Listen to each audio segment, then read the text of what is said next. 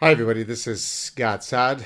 Uh, Yesterday or the day before, I was contacted by a reporter from one of my university's newspapers asking me to grant, an interview regarding a problematic tweet that I had posted, to which I responded. I didn't know which tweet the individual was referring to. And so I wrote back, I said, well, which tweet? Because literally anything that I say at any given moment can trigger someone, even though I hardly say things that in a sane world should be considered in the least bit offensive. Not that in a free society you shouldn't be allowed to be offensive and irreverent and so on. In any case, today I heard back from the individual in question, and it was in reference to this tweet. Let me read it first, and then I'll give you the answer that I provided the reporter.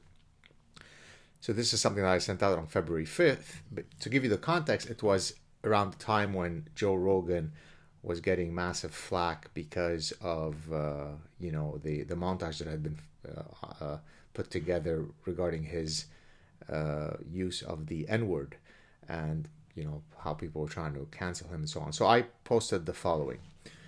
Jews have been the most persecuted people in history. They were nearly exterminated. I escaped persecution in Lebanon because I'm Jewish, and yet I don't wilt away at hearing some idiot use anti-Semitic words. I'm not a fragile flower. Enough with the hysteria around the N-word. Now, what was I saying there? I was basically arguing for anti-fragility, for resilience. You're stronger than some idiot insulting you with a racist word. Walk tall, be dignified, right? It's a message of resilience. It's a positive message. It's a message that says you must be anti-fragile, as I explained in the Parasitic Mind.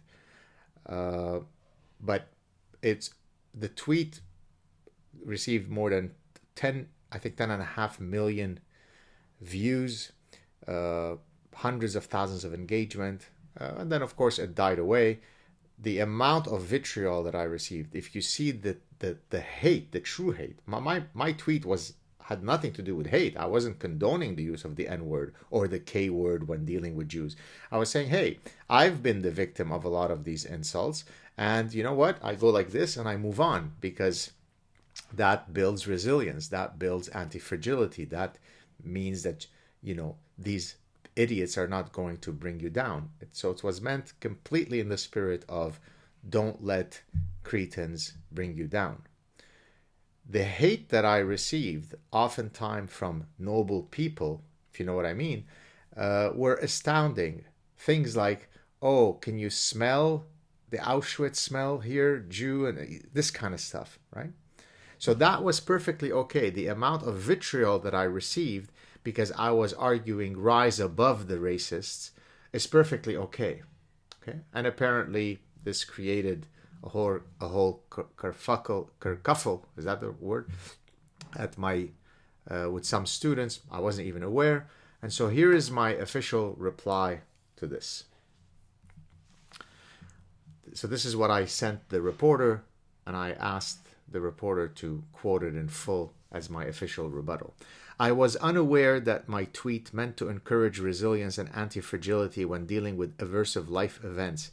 Example, being exposed to racist label was construed adversely by some students. Incidentally, it's not my students. It's not, right? It's just some students somewhere didn't like what I said. That said, this is utterly immaterial for two reasons. One, the tweet in question was posted on my personal social media accounts and not as part of my official duties as a professor. In a free society, students don't get to dictate which opinions professors are allowed to hold as private citizens.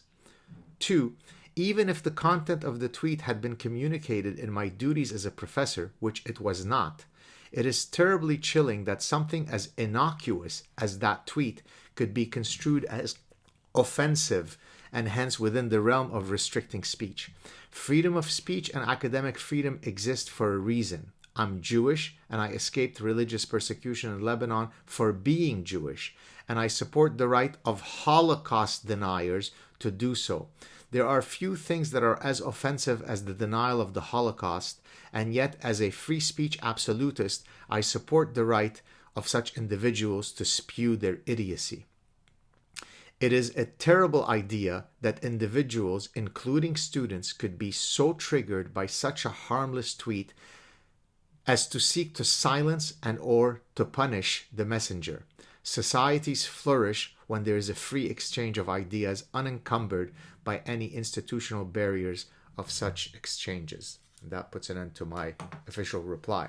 So again, imagine that 1 month after the fact, this is what I am dealing with within my university ecosystem. I warned you for many, many years about the idea pathogens. I warned you about what happens when the foundational values that define what it is to live in a Western, free, liberal, enlightened society, when those values are slowly eroded, bit by bit. It is now the case that a professor who, as a private individual, posts what he thinks is a completely innocuous tweet meant to encourage resilience and meant to encourage anti-fragility, triggers some students somewhere that he should be punished. There you have it, folks. If you support my work, there are many ways that you can support it. Please consider doing so. You don't want to walk in my shoes for a day. Take care, everybody. Cheers.